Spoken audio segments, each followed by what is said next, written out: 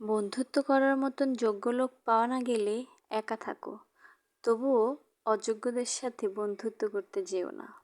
Hello guys, আসসালামু আলাইকুম। কেমন আছেন সবাই? নিশ্চয়ই ভালো আছেন। আলহামদুলিল্লাহ, আমিও ভালো আছি। শুভ দুপুর।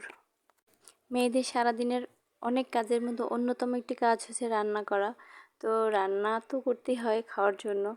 তো রান্না করতে করতে আপনাদের সাথে আবার নতুন একটি ভিডিও নিয়ে চলে আসলাম।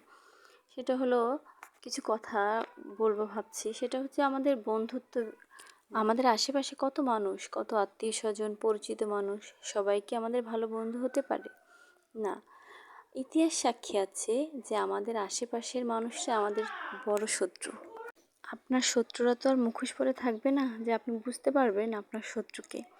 তো আমাদের আশেপাশের মানুষ কিংবা পরিচিত মানুষই হয়তো আমাদের ক্ষতি করে কিংবা আমাদের খারাপ চায়।